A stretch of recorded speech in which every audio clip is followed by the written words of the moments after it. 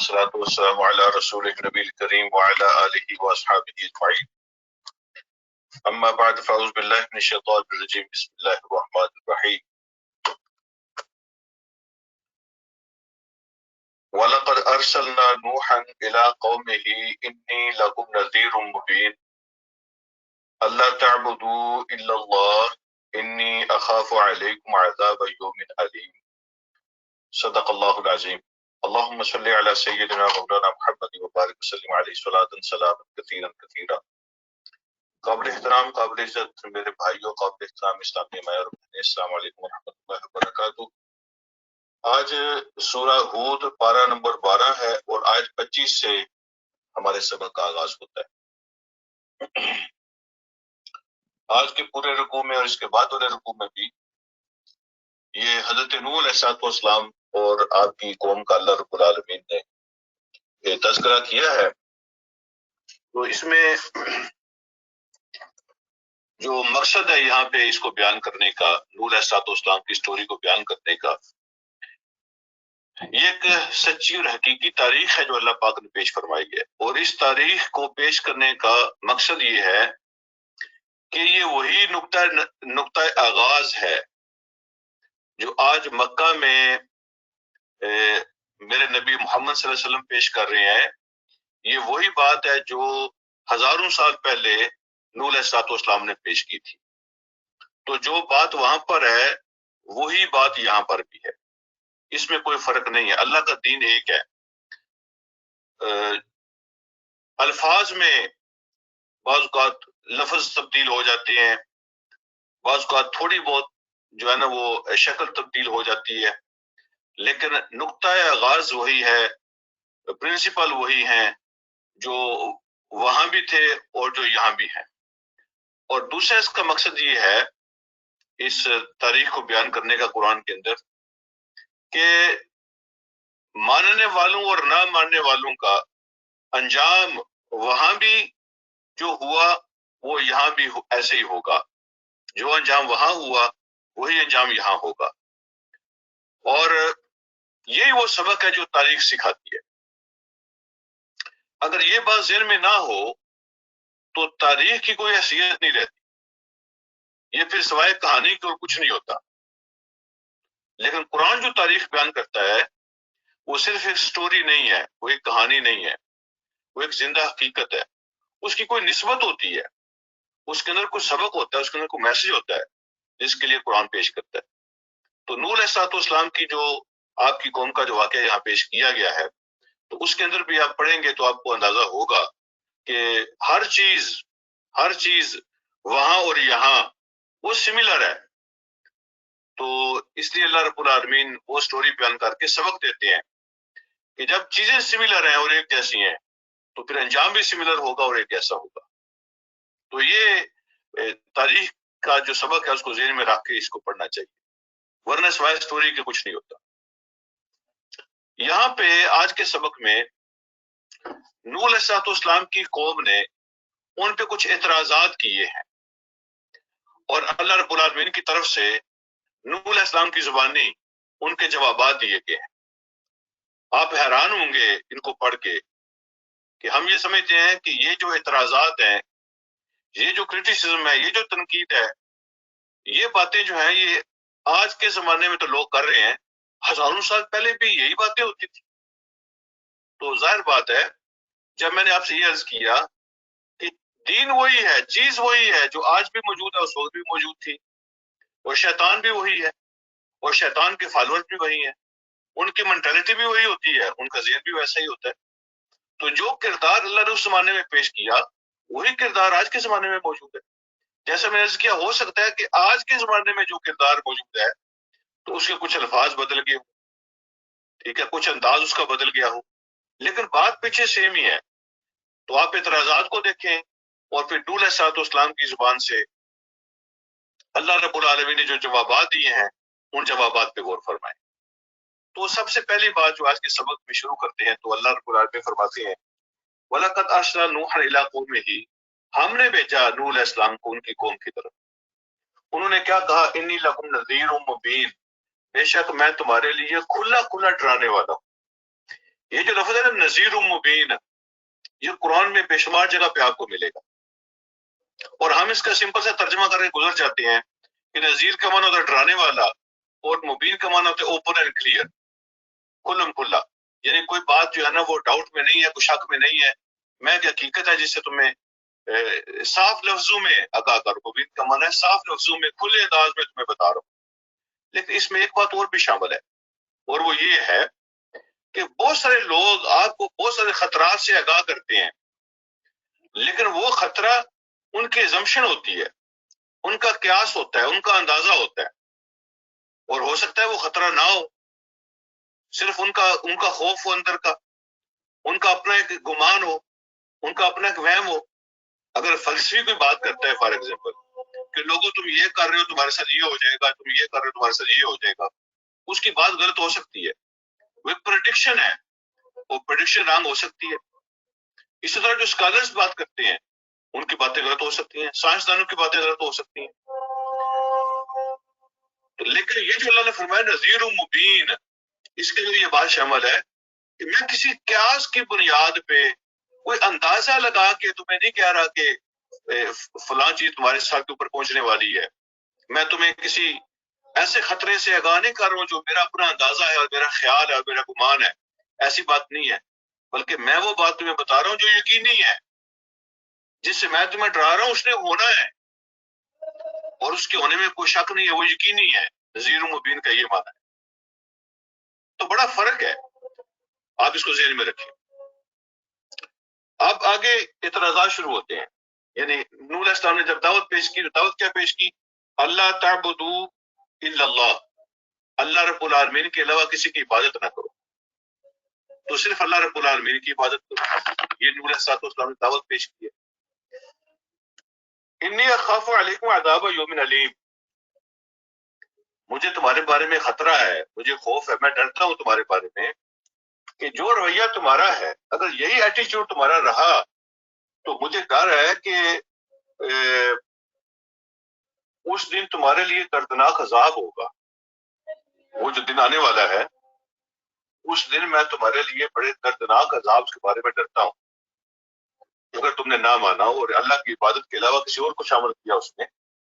اب قوم کے اعتراضات شروع ہوتے ہیں، قوم کے جوابات آ رہے ہیں اس پہ، آپ ان کو نوٹ فرمائیں، اور پھر تقریباً مین جو ہے نا ان کے 3 قسم کے اعتراضات ہیں، تو پھر اللہ رب العالمین کے جوابات دیے، ان کو بھی آپ نوٹ فرمائیں، اور پھر آپ غور کریں اور دیکھیں کہ کیا یہی اعتراضات سیم الفاظ میں یا ملتے جلتے الفاظ میں، سیم انداز میں یا سملر انداز میں آپ کو آج کے زمانے میں بھی ملیں گے۔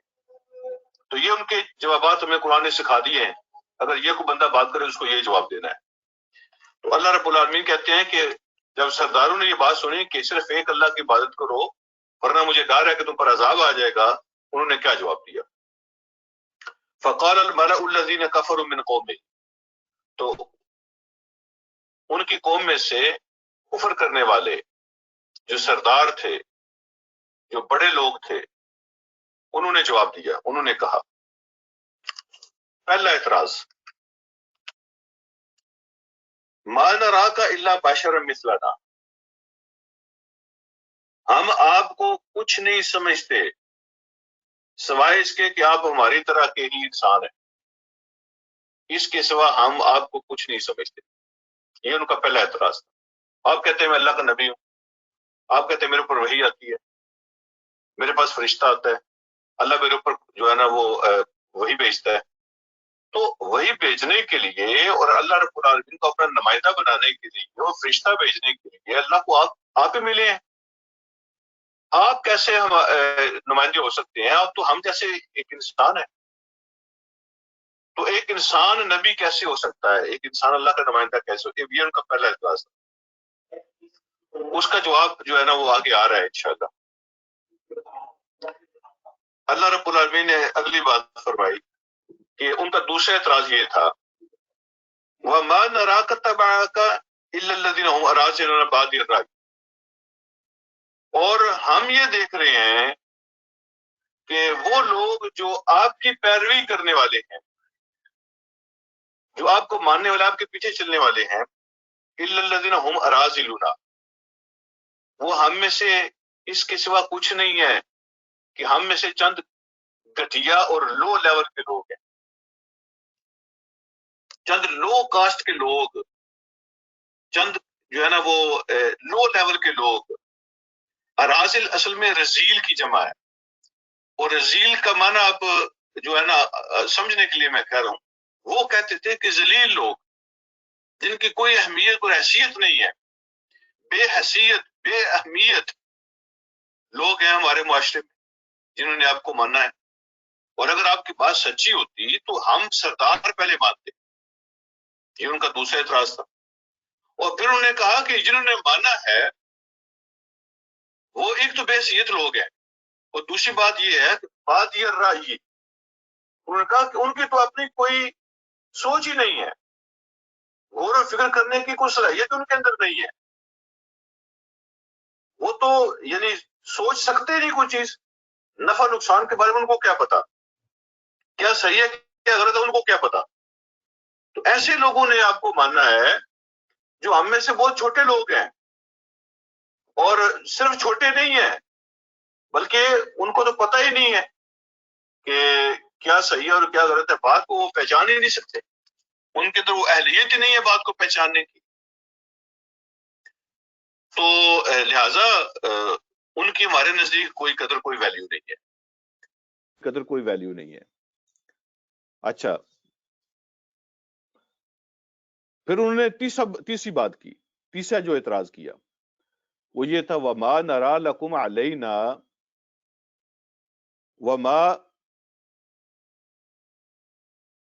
وما نرا لکم علینا من فضل، اور ہم تمہارے بارے میں یہ سمجھتے ہیں کہ کسی بھی طرح ہمارے اوپر تمہیں کوئی فضیلت حاصل نہیں ہے، کسی بھی طرح، کسی بھی حساب سے، کسی بھی سنس سے آپ ہم سے بہتر لوگ نہیں ہو، نہ دولت کے اندر، نہ دنیا داری کے اندر، نہ مکانوں کے اندر، نہ باغات کے اندر، نہ رائے کے اندر، نہ سوچ فکر کے اندر، ہم ہر لحاظ سے تم سے بہتر لوگ ہیں، اور تمہیں ہمارے اوپر کسی قسم کی کوئی فوقیت، کوئی فضیلت، کوئی اہمیت حاصل نہیں ہے، تو ہم تمہارے پیچھے کیوں چلیں؟ وہ کون سی چیز ہے جس کی وجہ سے ہم تمہیں فالو کریں؟ کوئی ہے نہیں تمہارے اندر. پھر انہوں نے کہا بل نظنکم کاذبین، ہم تو یہ سمجھتے ہیں کہ تم جھوٹ بول رہے ہو، ہمارا تو تمہارے بارے میں یہ خیال ہے کہ تم جھوٹ بول رہے ہو. اب اللہ رب العالمین نے ساری باتوں کے جوابات دیے ہیں.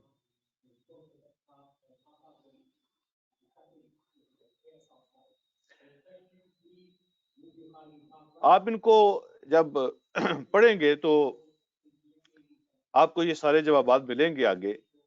ان کا جو پہلا اعتراض تھا ما نراک الا بشر مثلنا، کہ آپ تو ہم جیسے انسان ہیں، اس کا جواب دیا کہ اللہ رب العالمین کی جو رحمت ہے یہ کسی کو زبردستی نہیں دی جاتی، یہ کسی کا ذاتی اختیار بھی نہیں ہوتا. اگر آپ کو نہیں ملی اور مجھے ملی ہے یا ہمیں ملی ہے تو اس کی وجہ یہ ہے کہ تم اس لائق نہیں تھے، تمہارے اندر رغبت نہیں تھی. اللہ رب العالمین اپنی رحمت زبردستی کسی کو نہیں دیتے جب تک اس کے اندر شوق اور رغبت نہیں ہوتا. یہ آگے اسی بات کا جواب آ رہا ہے. پھر دوسری بات یہ کہ اگر میرے اختیار میں ہوتا یہ ہدایت دینا، یہ تمہارے دلوں میں داخل کرنا، تو شاید تمہارے انکار کے باوجود میں کچھ کرتا تمہارے لیے، لیکن یہ میری پالیسی ہے نہیں، یہ میرا ایجنڈا ہے نہیں، یہ تو اللہ رب العالمین کی پالیسی ہے. وہ جس کو چاہتا ہے دیکھتا ہے کس کے اندر رغبت ہے، کس کے اندر شوق ہے، اس کو عطا فرما دیتا ہے. اور پھر یہ جو بات تم نے کی نا کہ تم تو ایک بشر ہو، ایک انسان ہو، تمہیں کیسے مل سکتے ہیں سارا کچھ؟ تو تمہارا یہ خیال ہے کہ فرشتہ ہونا چاہیے تھا؟ اگر فرشتہ نبی ہوتا تو پھر ایمان جبری ہو جاتا، ایمان پھر زبردستی ہو جاتا۔ اللہ رب العالمین زبردستی اور جبری ایمان اس کو تو قبول ہی نہیں کرتے۔ اگر فرشتہ نبی ہوتا اور بندہ کو نہ مانتا تو فرشتہ زبردستی منواتا، کیونکہ فرشتہ جو ہے اس کی تو ڈیوٹی ہے کہ یہ تم نے منوانا ہے، اور اگر تم انکار کرتے تو وہ زبردستی کرتا، تمہاری ٹانگیں توڑتا، تمہارے بازو توڑتا، پھر زبردستی تمہیں ماننا پڑتا۔ اور یہ جو جبری اور زبردستی کا ایمان ہوتا ہے وہ تو کوئی ایمان نہیں ہوتا، وہ تو اللہ قبول ہی نہیں کرتے۔ لہٰذا اللہ رب العالمین نے تمہیں چوائس اور اختیار دیا ہے، اس لیے انسانوں کو نبی بنا کر بھیجا۔ تو دوسرا جو انہوں نے اعتراض کیا تھا کہ ہم میں سے جو بے حیثیت لوگ ہیں اور جن کی کوئی اپنی سوچ فکر رائے نہیں ہے وہ تمہیں قبول کر رہے ہیں، تو اس کا جواب دیا گیا کہ بڑے لوگوں کا قبول کرنا یہ صحیح ہونے کی نشانی نہیں ہوتی۔ تم جیسے بڑے لوگ جو ہیں ان کا قبول کرنا یہ صحیح ہونے کی نشانی نہیں ہے، اور چھوٹے لوگوں کا قبول کرنا کسی بات کے غلط ہونے کی نشانی نہیں ہے۔ وہ یہ کہتے تھے کہ ہم اور یہ برابر کیسے ہو سکتے ہیں، ہم ایک صف میں کیسے بیٹھ سکتے ہیں؟ یہ جذباتی لوگ ہیں، ان کو تو پتہ بھی نہیں ہے کہ چیزوں کو سوچتے کیسے ہیں اور فیصلہ کیسے کرتے ہیں۔ جب ابو سفیان رضی اللہ تعالیٰ عنہ بھی مسلمان نہیں ہوئے تھے، جب وہ روم گئے تھے نا اور شاہ روم سے ان کی ملاقات ہوئی تھی ہرقل کے ساتھ، تو جو ہرقل بڑا سمجھدار آدمی تھا، ظاہر بات ہے بادشاہ تھا تو عام آدمی تو نہیں تھا، اور پھر وہ عیسائیت کی ساری کتابوں کو جانتا تھا، تو اس نے ابو سفیان سے سوال پوچھے، اور ان میں سے ایک سوال یہ بھی تھا کہ ان کے ماننے والے جو ہیں وہ کیسے لوگ ہیں؟ ابو سفیان نے تو بڑا خوش ہوا کہ میں ابھی بتاتا ہوں جی، ہم میں سے کسی بڑے سردار نے نہیں مانا ان کو، بس غریب گٹیا قسم کے لوگ جو ہیں وہی ابھی ان کو مان رہے ہیں، غلام ہیں، لونڈیاں ہیں، اس قسم کے لوگ ان کو مان رہے ہیں۔ تو یہ انہوں نے بتایا کہ چھوٹے طبقے کے لوگ، غریب لوگ ان کے پیچھے ہیں۔ تو بادشاہ نے کہا کہ جب بھی کوئی نبی آتا ہے اور وہ بات پیش کرتا ہے تو ہمیشہ جن لوگوں کے مفادات کا ٹکراؤ ہوتا ہے وہ نہیں قبول کرتے، بڑے لوگ ہمیشہ پیچھے رہتے ہیں اور چھوٹے لوگ ہمیشہ ان کی بات کو قبول کرتے ہیں، پہل وہی کرتے ہیں، کیونکہ بڑے لوگ تو سوچوں میں پڑ جاتے ہیں، کہیں ایسا نہ ہو جائے، کہیں ویسا نہ ہو جائے، ان کے تو مفادات کا ٹکراؤ ہوتا ہے، تو ان کے مفادات کی وجہ سے وہ رک جاتے ہیں۔ لیکن چھوٹے لوگوں کے کیا مفادات ہوتے ہیں؟ وہ تو سچائی کی حقیقت کو پہنچ جاتے ہیں اور وہ اس کو قبول کرتے ہیں۔ تو اس نے کہا ان کے سچا ہونے کی ایک نشانی ہے کہ غریب اور چھوٹے لوگ ان کی بات کو قبول کر رہے ہیں۔ تو اس کا بھی جواب دیا آگے کہ یہ جو تمہارے عہدے اور منصب اور تمہارے مال ہیں یہ ہماری نظر میں نہیں ہے، ان پہ ہماری نظر نہیں ہے، ہماری نظر تو اللہ رب العالمین پر ہے۔ تم اپنے عہدے منصب اپنے مال اپنے پاس رکھو۔ اور یہ جو تیسرا انہوں نے اعتراض کیا تھا نا کہ وما نرا لکم علینا من فضل، تم تو کسی لحاظ سے بھی ہم سے بہتر نہیں ہو، کوئی فضیلت کوئی اہمیت تمہاری ہے نہیں ہماری سوسائٹی میں۔ تو ان کے کہنے کا مطلب یہ تھا کہ یہ جھوٹ موٹ کی دونش نہ جماؤ کہ تم اللہ کے قریبی ہو اور اللہ کی وحی تمہارے اوپر آتی ہے، ایسا کیا ہے تمہارے پاس کہ ہم تمہاری بات مانیں؟ کچھ ہے نہیں تمہارے پاس۔ تو اس کا پھر نوح علیہ الصلوۃ والسلام نے جواب دیا کہ میری بنیاد تو دو چیزیں ہیں، دو چیزیں میری بنیاد ہیں۔ یہ اگلی آیت میں وہ تیسرے سوال کا جواب پہلے آ گیا۔ قال یا قومی، اے میری قوم کے لوگوں، ارأیتم ان کنت علی بینۃ من ربی، تمہارا کیا خیال ہے کہ اگر اللہ نے، میرے رب نے مجھے بینہ عطا کی ہو اور میرے پاس وہ بینہ ہو تو پھر بھی تم نہیں مانو گے؟ تم تو یہ اعتراض کر رہے ہو نا کہ تمہارے پاس ہے کیا، کیوں تمہیں مانے؟ تو اس کے جواب میں فرمایا پہلی بات تو میرے پاس جو ہے نا وہ بینہ ہے۔ یہ بینہ کیا ہوتی ہے؟ یہ قرآن میں کئی جگہ آئے گی، تو ذہن میں رکھ لیں۔ بینہ کا معنی ہوتا ہے نور فطرت، فطرت کی روشنی۔ ضمیر کی بیداری، میرے اندر وہ نور ہے جس کو فطرت کا نور کہتے ہیں، جو اللہ نے ہر بندے کے اندر رکھ کے بھیجا ہے، لیکن لوگ اپنے عملوں کی وجہ سے، برے اور گندے اعمال کی وجہ سے اس نور کو بجھا دیتے ہیں، اس ضمیر کو کل کر دیتے ہیں۔ تو میرے اندر وہ نور موجود ہے جس کو نور فطرت کہتے ہیں، پہلی بات تو یہ ہے، اور جس کے اندر وہ نور فطرت ہوتا ہے اللہ رب العالمین اس کو غائب کر دیتے ہیں، اور جس نے اپنے نور فطرت کو بجھا دیا اور اپنے ضمیر کو مار دیا تو اس کو یہ باتیں سمجھ نہیں آتی۔ تو انہوں نے پوچھا نا کہ تمہارے پاس ہے کیا، کیا فضیلت ہے تمہاری کہ ہم تمہیں مانے، ہم تو تمہیں جھوٹا سمجھتے ہیں؟ تو فرمایا کہ پہلی بات تو یہ ہے میرے پاس بینہ ہے میرے رب کی طرف سے، اور دوسری کیا بات فرمائی؟ دوسرا فرمایا وآتانی رحمتا من عنده، اور اللہ رب العالمین نے اپنی طرف سے مجھے رحمت عطا فرمائی ہے جو وحی کی صورت میں آتی ہے۔ تو یہاں رحمت کا مطلب وحی الہی ہے۔ جو دوسری چیز اللہ نے مجھے عطا فرمائی ہے وہ وحی ہے جو تمہارے پاس نہیں ہے۔ نور فطرت ہے، میرا ضمیر زندہ ہے، میرا ضمیر جاگ رہا ہے، اور دوسری وحی میرے پاس ہے، ڈائریکٹ اللہ رب العالمین کی رہنمائی، اس کا نام وحی ہے۔ اور پھر فرمایا فعمیت علیکم، اور وہ جو نور فطرت ہے نا اور وہ جو وحی ہے اس کو اس کے بارے میں اندھا رکھا گیا ہے، تمہیں نہیں دی گئی، تم اس کے بارے میں اندھے ہو۔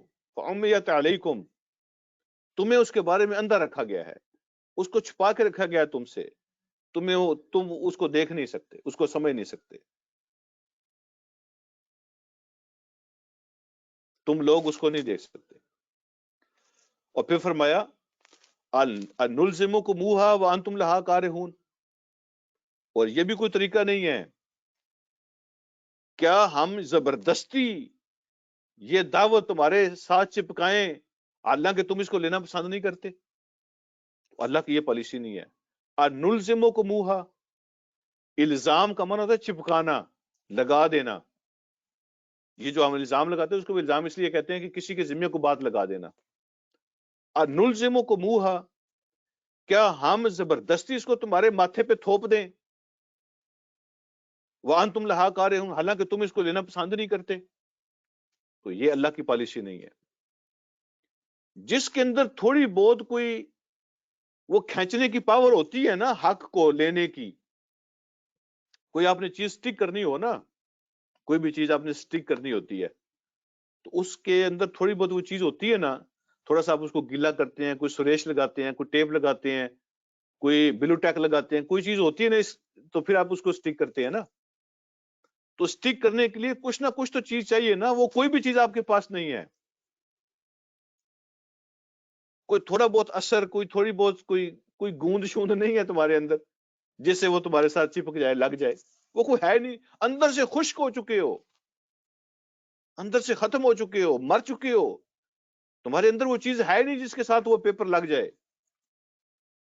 نلزمکموہا وانتم لہا کارہون، کیا ہم زبردستی تمہارے ساتھ چپکائیں حالانکہ تم اس کو لینا پسند نہیں کرتے؟ تو اللہ ایسے آدمی کو نہیں دیتا جب تک وہ اندر لینے والی کوئی چیز نہ ہو، یہ نہیں ملتی۔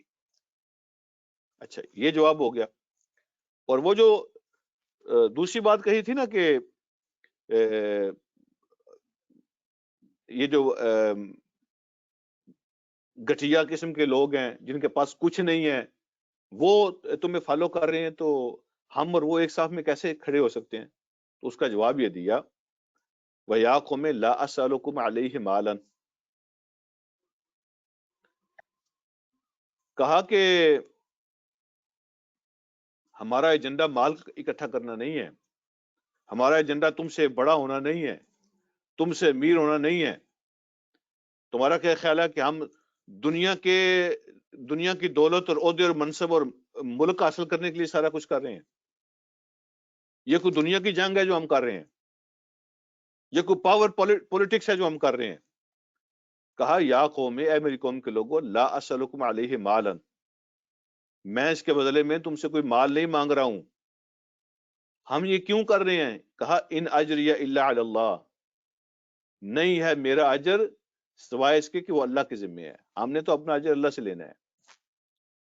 یہ وہ اتنی بڑی بات ہے جو ہم اپنے الفاظ میں کئی دفعہ یہ سنتے اور کہتے رہتے ہیں کہ یہ بازی عشق کی بازی ہے، جو چاہو لگا دو ڈر کیسا. یہ بازی عشق کی بازی ہے، گر چاہو لگا دو ڈر کیسا. گر جیت گئے تو کیا کہنے، ہارے بھی تو بازی مات نہیں. اس میں تو ہر حال میں جیت ہی جیت ہوتی ہے. دنیا کے اندر کچھ مل جائے بہت اچھی بات ہے، الحمدللہ نقد مل گیا. اگر کچھ بھی نہ ملے، ان اجریہ الا علی اللہ، ہم نے تو اللہ سے اجر لینا ہے، تو اللہ سے اجر لینے کے لیے لگے ہوئے ہیں، دنیا مقصد نہیں ہے. اور پھر کہا وما انا بطارد الذین آمنوا، انہوں نے کہا کہ ہم اور یہ ایک جگہ پہ کیسے بیٹھیں گے، یہ تو ہماری سوسائٹی کے گھٹیا لوگ ہیں، ان کے ساتھ ہم کیسے بیٹھ. مکے والے بھی یہی کہتے تھے، ان کو اٹھا دو ہم آ جائیں گے، یا پھر ٹرن رکھ دو، جب ہماری باری ہوگی یہ نظر نہیں آنے چاہیے، اور جب ان کی باری ہوئے گی ہم نہیں آئیں گے. ان کے ساتھ ہم بیٹھ نہیں سکتے، ہمارا اور ان کا سٹیٹس ایک نہیں ہے. یہ جو سٹیٹس کو ہے نا، یہ بہت بڑی پرابلم ہے، سٹیٹس کو بہت بڑا مسئلہ ہے، تو سٹیٹس کو رکاوٹ بن جاتا ہے. تو اس کا جواب دیا، فرمایا وما انا بطارد الذین آمنوا، میں دور ہٹانے والا نہیں ہوں، میں رد کرنے والا نہیں ہوں. طارد کا معنی ہوتا ہے رد کرنا، دور ہٹا دینا، پیچھے کر دینا. میں رد کرنے والا نہیں ہوں ان لوگوں کو جو ایمان لائے، میں ان کو پیچھے نہیں ہٹا سکتا. انہم ملاقو ربہم، وہ اپنی رب سے، یقیناً وہ اپنے رب سے ملنے آئے ہیں، وہ اپنے رب سے ملنے والے ہیں. وہ تو رب کی ملاقات کے شوق میں آتے ہیں، میں کون ہوتا ہوں ان کو پیچھے کرنے والا. انہم ملاقو ربہم، وہ اپنے رب سے ملاقات کرنے والے ہیں. سبحان اللہ. یہ جو راستہ ہے نا، یہ رب سے ملاقات کا راستہ ہے. یہ جو میسج ہے، یہ جو دعوت ہے، یہ رب سے ملاقات کی دعوت ہے، اور اس کو لے کر چلنے والے رب کے راستے میں ہوتے ہیں، وہ رب کے ملاقاتی ہوتے ہیں. وہ تو رب سے ملاقات کرتے ہیں، میں ان کو کیسے پیچھے کر سکتا ہوں. وَلَٰكِنِّي أَرَاكُمْ قَوْمًا تَجْهَلُونَ، ہاں میں ایک چیز تو دیکھ رہا ہوں کہ تمہارے اندر جہالت بہت ہے، تم ایسے لوگ ہو کہ جہالت سے کام لیتے ہو. یہ فضول باتیں ہیں جو تم کر رہے ہو کہ وہ بڑا اور یہ چھوٹا، اور ہمارے پاس مال اور ہم بڑے اور تم چھوٹے اور تم انسان، یہ جہالت کی باتیں ہیں. اصل بات کیا ہوتی ہے، وہ بات کو چیک کرو جو ہم پیش کر رہے ہیں، اس کو پرکھو جو ہم پیش کر رہے ہیں، جو دعوت ہم دے رہے ہیں اس کو چیک کرو، اس کے اندر اگر زور ہے تو اس کو دیکھو، اس کے اندر دلیل ہے تو اس کو دیکھو. یہ فضول اور جہالت کی باتیں ہیں جو تم کر رہے ہو. میں نے عرض کیا نا کہ جب جیسے جیسے آپ پڑھتے جائیں تو اس کو چیک کرتے جائیں، آپ کو اپنے چاروں طرف یہ منظر نظر آئے گا. ہو سکتا ہے تھوڑا بہت انداز مختلف ہو، تھوڑے بہت الفاظ مختلف ہو. تو یہ ساری جہالت کی باتیں ہیں جو تم کر رہے ہو. اور پھر کہا وَيَا قَوْمِ، اے میری قوم کے لوگوں، مَن يَنصُرُنِي مِنَ اللَّهِ إِن تَرَكْتُهُمْ. اچھا چلو، for the sake of argument تم کہتے ہو ان کو اٹھا دو، یہ چھوٹے لوگ ہیں، ہم ان کے ساتھ نہیں بیٹھ سکتے، تو مجھے یہ بتاؤ مَن يَنصُرُنِي مِنَ اللَّهِ، تو پھر اللہ کے مقابلے میں میری مدد کون کرے گا ان ترکتہم، اگر میں ان کو اٹھا دوں، اگر میں ان کو دور کر دوں تو اللہ کے مقابلے میں کون ہے جو میری مدد کر سکتا ہے. میں تو پھر اللہ والوں کو اٹھاؤں گا نا، میں تو رب کی پارٹی کے لوگوں کو ہٹاؤں گا. ان کو رد کرنا، ان کو ریفیوز کرنا، تو رب کی پارٹی کو ریفیوز کرنے والی بات ہے. اگر میں ان کو ہٹا دیتا ہوں تو پھر اللہ کے مقابلے میں آ جاؤں گا، کون میری مدد کرے گا پھر. افلا تذکرون، کیا تم اتنی بات کو سمجھتے نہیں ہو، کیا تم غور نہیں کرتے ہو. اور پھر یہ جو کہا تھا نا کہ تم تو ہم جیسے انسان ہو، وہ جو پہلا اعتراض تھا اس کا جواب آخر میں آ رہا ہے. وہ جو اعتراض کیا تھا کہ تم تو ہم جیسے انسان ہو، ٹھیک ہے تو ہم تمہیں کیسے مان لیں، اس کا جواب یہ دیا وَلَا أَقُولُ لَكُمْ عِنْدِي خَزَائِنُ اللَّهِ، میں کبھی تم سے یہ نہیں کہتا کہ اللہ کے خزانوں کی کنجیاں میرے پاس ہیں. میں نے کبھی یہ دعویٰ کیا کہ سارے خزانے اللہ کے میرے پاس ہیں، میں اللہ کے خزانے تقسیم کرتا ہوں، اس کی کنجیاں میرے پاس ہیں. میں نے کبھی کہا کہ میں بڑا امیر آدمی ہوں، کبھی دعویٰ کیا میں نے کہ تم سے زیادہ مال میرے پاس آ گیا لہذا اب میں حقدار ہوں کہ تم مجھے مانو. میں نے کبھی کوئی بات کہی ہے؟ میں تو مال کی بات نہیں کرتا. میں نے کب دعویٰ کیا ہے کہ اللہ کے خزانوں کی چابیاں میرے پاس ہیں؟ یہ ہمیشہ نبی ہمیشہ یہ جواب دیتے تھے اپنی قوم کو، لوگوں جو بات ہم پیش کر رہے ہیں اس کو چیک کرو، جو دعویٰ ہم کر رہے ہیں اس کو چیک کرو. نبی کیا دعویٰ کرتے ہیں؟ دعویٰ وہ یہ کرتے ہیں کہ انا اول المومنین، انا اول المسلمین.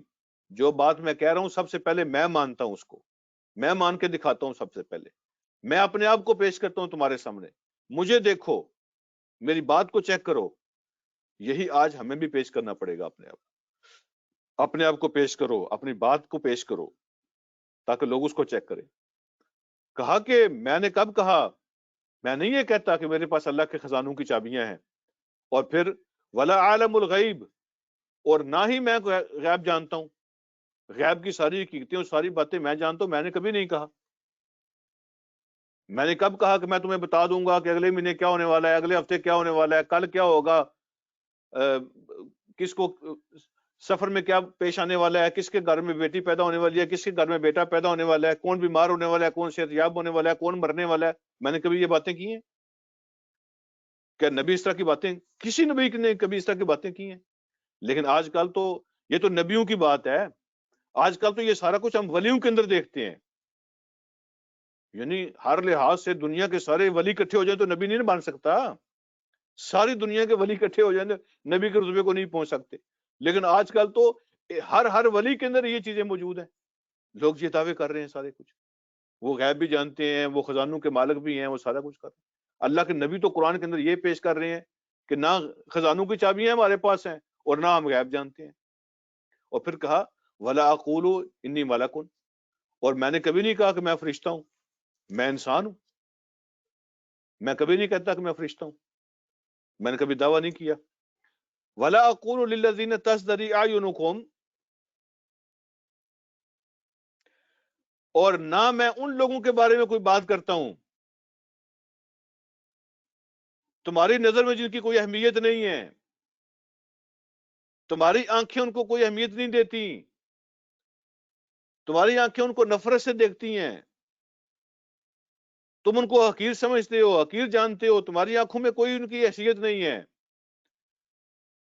اور پھر کہا کہ تمہاری آنکھیں، تمہاری ان کی کوئی حیثیت نہیں ہے. تم یہ کہتے ہو لن یؤتیہم اللہ خیرن، کہ اللہ ان کو کبھی بھلائی کو عطا نہیں کرے گا. یہ ہم سے بہتر کیسے ہو سکتے ہیں؟ گویا کہ نعوذ باللہ اللہ کی بھلائی تمہارے قبضے میں ہے. تو فرمایا میں ان کے بارے میں کبھی کوئی ایسی بات نہیں کہتا. اللہ عالم بما فی انفسہم، ان کے دلوں میں جو کچھ ہے اللہ ان کو خوب جانتا ہے. اللہ نے ان کے دل چیک کیے ہیں، اللہ ان کے دلوں کو جانتا ہے، پھر اللہ نے اپنی ہدایت ان کے سینوں میں ڈالی ہے. یہ نبیوں کے جو ساتھی ہیں، نبیوں کی جو جماعت ہے، نبیوں کے جو ساتھی ہیں، یہ ان کا اعزاز ہے. لوگ پھر بھی کئی طرح کے بکواس کر جاتے ہیں نبیوں کے ساتھیوں کے بارے میں، صحابہ کرام کے بارے میں اعتراضات کرتے. اللہ اعلم بما فی انفسہم، کتنی بڑی بات ہے. اللہ نے ان کے دل دیکھے ہیں، اللہ ان کے دلوں کو خوب جانتا ہے، اور ان کے دلوں کو دیکھنے کے بعد اللہ نے ان کے دلوں کو میں ہدایت کو داخل کیا ہے. تو میں ان کے بارے میں اگر کوئی بات کروں گا انی اذا من الظالمین، پھر تو یہ ظلم ہوگا، میں ظالموں میں سے ہو جاؤں گا. تو میں تو ایسی کوئی بات نہیں کرتا. اللہ نے ان کو اگر تقسیم کیا اپنی ہدایت تو کچھ دیکھ کر ہی کی ہوگی. ایسے تو نہیں نا، یہ ریوڑیاں تھوڑی ہیں کہ جو بانٹ رہے اللہ پاک. اللہ ان کے دلوں کو جانتا ہے، سب سے بہتر جانتا ہے. اللہ اعلم بما فی انفسہم. اللہ نے ان کو جو بھلائی دی ہے نا، اللہ ان کے دلوں کو سب سے بہتر جانتا ہے.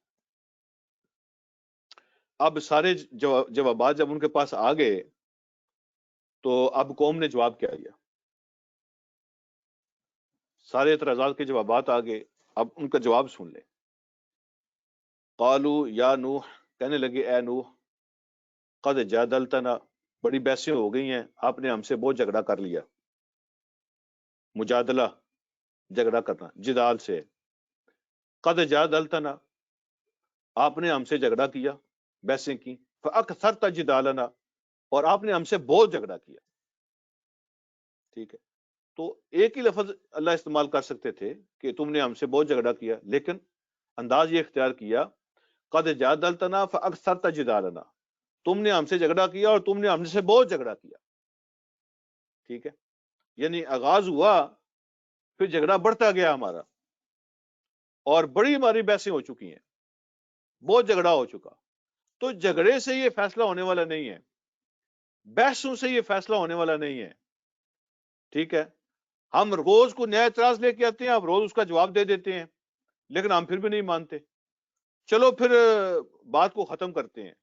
اور ختم کیسے کرتے ہیں؟ انہوں نے کہا فاتنا بما تعدنا ان کنتم من الصادقین، تو پھر لے آؤ وہ عذاب جس سے آپ ہمیں ڈراتے ہیں اگر تم سچے ہو. فاتنا بما تعدنا، وہ لے آؤ جس سے آپ ہمیں ڈراتے ہیں. ایک معنی تعدنا وعید سے ہے، یہ وعید سے ہے جس سے تم ہمیں ڈراتے ہو، اور ایک معنی یہ وعدہ سے ہے جس کے بارے میں تم ہمیں سناتے رہتے ہو، جس کا تمہارے رب نے تم سے وعدہ کیا ہوا ہے کہ وہ آئے گا عذاب تم پہ، جس کی پہلی آیت میں بات بھی ہوئی ہے. تو وہ عذاب لاؤ کدھر ہے؟ اگر تم سچے ہو اور کہتے ہو کہ عذاب آئے گا عذاب آئے گا عذاب آئے گا، تو لاؤ پھر ہم بھی دیکھتے ہیں. یہ قصے کہانیاں جو تم ہمیں روز سناتے رہتے ہو عذاب کے بارے میں، وہ کدھر ہے عذاب، وہ لاؤ. اس کا بھی جواب دیا. یہ ایک اور اعتراض تھا، اس کا جواب دیا قال انما یاتیکم بہ اللہ ان شاء، یہ عذاب تو میرے ہاتھ میں نہیں ہے. قال انما یاتیکم بہ اللہ ان شاء، یہ تو صرف اللہ لائے گا تم پر جب چاہے گا، جب وہ دیکھے گا کہ اب عذاب کا وقت ہے تو وہ لے آئے گا. یہ میرے ہاتھ میں نہیں ہے. یہ ہے وہ عقیدہ اور یہ ہے وہ حقیقت جو قرآن پیش کر رہا ہے، جو نبی کہہ رہے ہیں. ایک وقت کا نبی اپنی قوم سے کہہ رہا ہے کہ یہ کس کو تباہ کرنا ہے، کس کو برباد کرنا ہے، کس کا گھر گرانا ہے، کس کی گاڑی کو آگ لگانی ہے، کس کی دکان کو، یہ ساری باتیں میرے پاس نہیں ہیں، یہ اللہ رب العالمین کا کام ہے. تو ہم تو آج کل یہی کہتے ہیں کہ یہ ہو جائے گا وہ ہو جائے گا، تمہارے جناب بزنس ختم ہو جائے گا، تمہارے بچے مر جائیں گے، تمہارا یہ. تو جو اللہ کے نیک بندے ہوتے ہیں ان کو اس کے سوا کوئی کام نہیں ہوتا، نعوذ باللہ. وہ لوگوں کے بچے مارنے آتے ہیں. تو کہا عذاب کب آئے گا یہ تو اللہ جانتا ہے، وہی تمہارے اوپر لے کے آئے گا، لیکن جب آئے گا مجھے یہ پتا ہے وما انتم بمعجزین، جب آئے گا تو پھر تم روک نہیں سکو گے.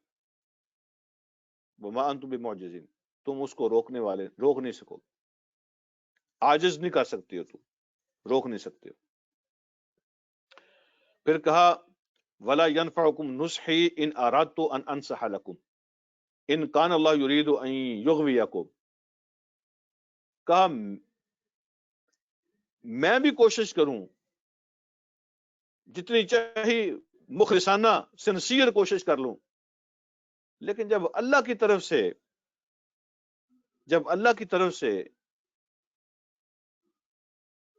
فیصلہ نہیں نہ ہوگا تمہارے بارے میں، اللہ تمہارے اندر کوئی چیز نہیں دیکھے گا، وہ تمہیں عطا نہیں کرے گا، تو میں بھی اپنی طرف سے تمہیں کچھ نہیں دے سکتا.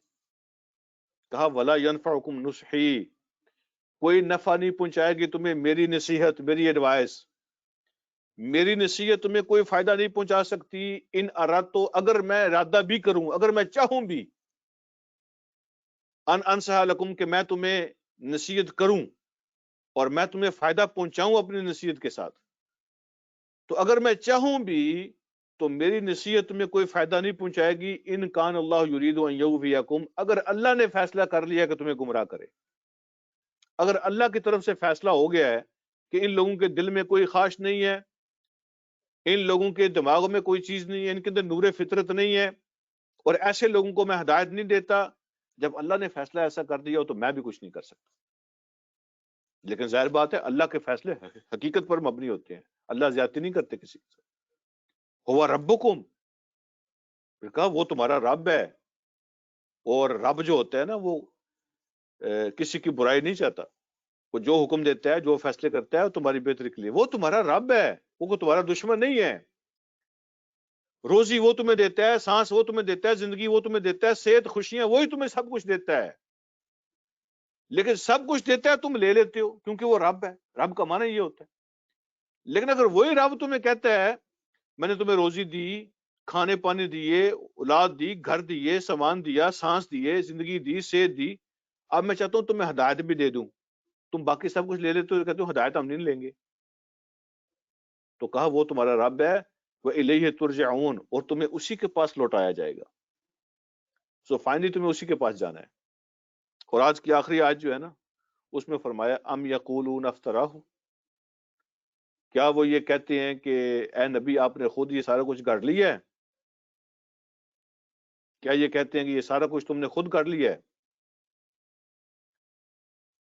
قل، ان سے کہہ دیں، ان افتریتہ، اگر میں نے اس کو گڑھا ہے، میں نے خود اس کو بنایا ہے، یہ مین میڈ ہے، اور میں آ کے تم سے کہہ دیتا ہوں کہ یہ مجھ پہ وہی اتری ہے، حالانکہ میں خود اس کو گڑھ کے لاتا ہوں تمہارے کہنے کے مطابق. ان افتریتہ، اگر میں نے اس کو گڑھا ہے، فعلی اجرامی، تو پھر اس کا جرم، اس کا وبال وہ میرے اوپر ہی ہوگا. تمہیں تو نقصان ہی نہ ہوگا اس کا. اگر نعوذ باللہ میں جھوٹ بول رہا ہوں یا میں اس کو گھڑ کے لاتا ہوں اور کہتا ہوں اللہ کی کتاب ہے، فعلی اجرامی، تو اس کا جو جرم ہے وہ میرے اوپر ہوگا. وَأَنَا بَرِيءٌ مِّمَّا تُجْرِمُونَ، اور جو تمہارے جرم ہے ان کا کیا بنے گا. وَأَنَا بَرِيءٌ مِّمَّا تُجْرِمُونَ، اور میں ان سارے جرموں سے بری ہوں جو تم کر رہے ہو.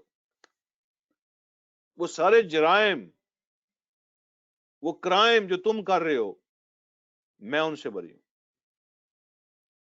تو نہ تمہیں میرا جواب دینا ہے اور نہ میں تمہارا جواب دوں گا. وہاں میں اپنا جواب دوں گا اور تم اپنا جواب دو گے. نہ تمہارے کسی جرم کا مجھ سے پوچھا جائے گا، اور اگر میں کو غلط کر رہا ہوں تو وہ تم سے نہیں پوچھا جائے گا، وہ مجھ سے پوچھا جائے گا. میں اس حقیقت سے واقف ہوں، اور اس حقیقت سے واقف ہوتے ہوئے میں کیسے کوئی نعوذ باللہ اللہ کے متھے کو بات لگا سکتا ہوں جھوٹ گڑھ کے. تو جو کچھ تم کر رہے ہو وہ تمہیں جواب دینا پڑے گا، جو کچھ میں کر رہا ہوں مجھے جواب دینا پڑے گا. اگر تم نہیں مانتے ہو تو چلو انتظار کرتے ہیں. جو میرے ہوں گے وہ میرے سامنے آئیں گے، جو تمہارے ہوں گے تمہارے سامنے آئیں گے. تم بھی انتظار کرو، میں بھی انتظار کرتا ہوں. تو پھر فائنلی یہی بات ہوتی ہے. اللہ مجھے اور آپ کو سمجھنے کے عمل کی توفیق عطا فرمائے. وآخر دعوانا الحمدللہ رب العالمین.